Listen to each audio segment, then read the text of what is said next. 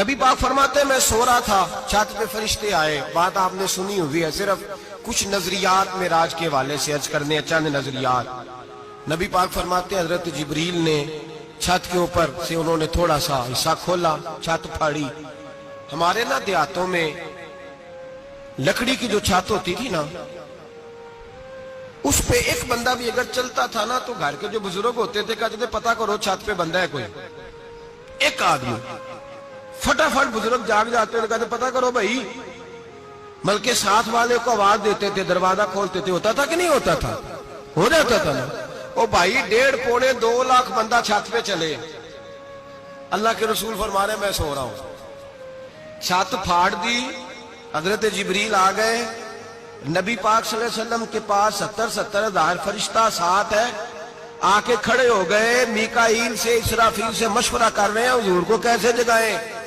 نبی پاک فرماتے ہیں میں سو رہا ہوں، حالانکہ بخاری میں لفظ ہے، نبی پاک فرماتے ہیں میری آنکھیں سوتی ہیں، دل تو میرا ہر وقت جاگتا رہتا ہے۔ نبی کریم سید عالم صلی اللہ تعالی علیہ وسلم فرماتے ہیں میں سویا رہا، اب حضور آرام کہاں کر رہے تھے؟ زمین پہ۔ آرام کہاں کر رہے تھے؟ حضور علیہ السلام زمین پہ آرام کر رہے تھے، جناب جبریل جھکے، کتنا جھکے کہ حضور کے قدم ہی چوم لیے، نبی پاک کے قدم تو کتنا جھکے ہوں گے جی؟ رکوع تک جی؟ میں نہیں جی گل کی سجدے دی، تساں کیتی جے، فتویٰ لگا تو تے لگنا جی۔ کہاں تک لگی؟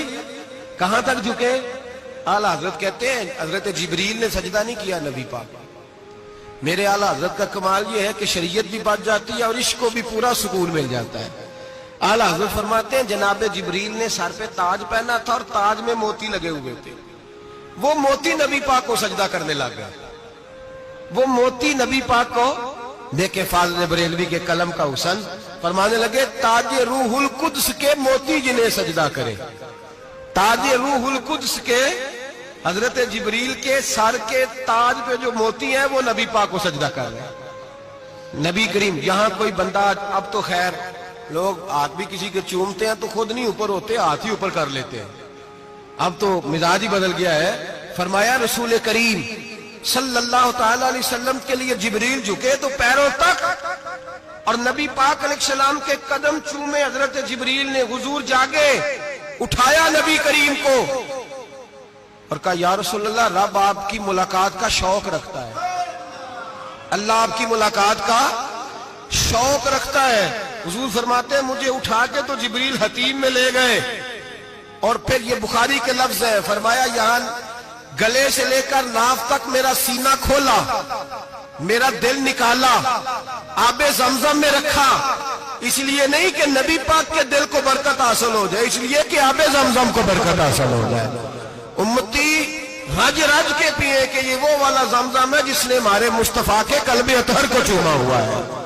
نبی پاک صلی اللہ علیہ وسلم فرماتے ہیں میرے سامنے کھولا اور میں دیکھتا بھی رہا، دل کھل گیا، سینہ کھل گیا اور میں دیکھتا بھی رہا، اور نبی پاک فرماتے ہیں خون بھی نہیں نکلا، اس لیے کہ حضور کی حقیقت نور ہے، نبی پاک کی حقیقت نور ہے، ورنہ بشر کے حضور اگر صرف بشر ہوتے تو کٹ بھی لگے تو خون نکل آتا ہے۔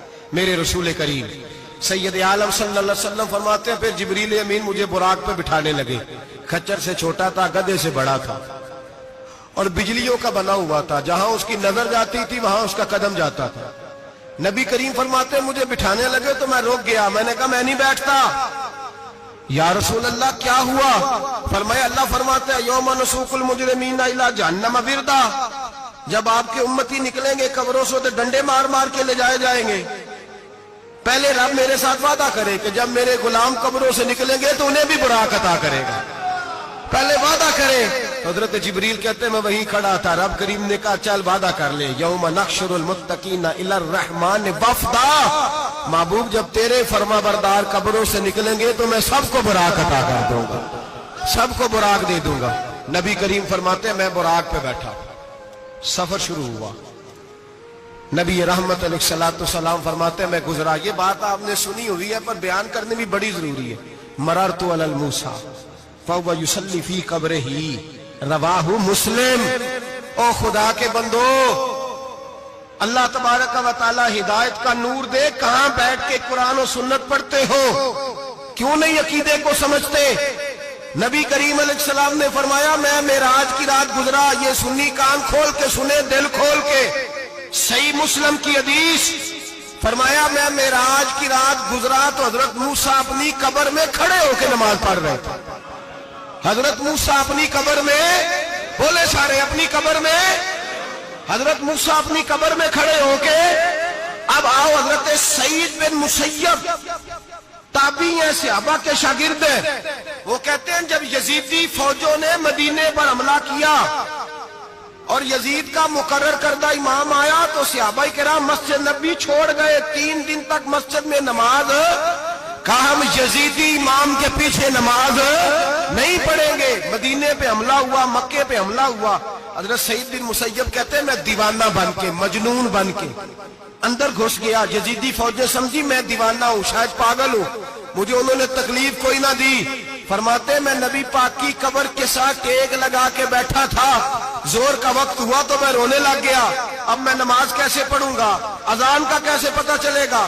آپ فرماتے ہیں مجھے اللہ کی عزت کی قسم، جب اذان کا وقت ہوا تو نبی پاک کی قبر سے اذان کی آواز آنے لگی۔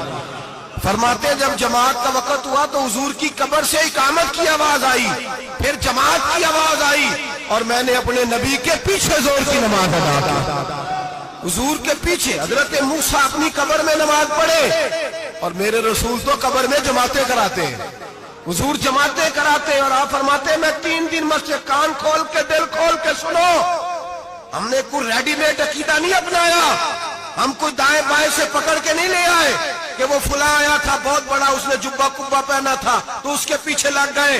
ہم کسی کو نہیں مانتے، ہم تو مانتے ہیں رسول اللہ کے غلاموں کو، ہم تو مانتے ہیں صحابہ کو۔ ہمیں حضرت سعید بن مسیب بتا گئے ہیں کہ جو کہے تجھ کو مردہ تو مردہ ہے واللہ، تو زندہ ہے واللہ، تو زندہ ہے واللہ، تو زندہ ہے واللہ، میری چشم عالم سے چھپ جانے والے میرے رسول کریم صلی اللہ علیہ وسلم نے فرمایا موسیٰ اپنی قبر میں کھڑے ہو کے نماز پڑھ رہے تھے۔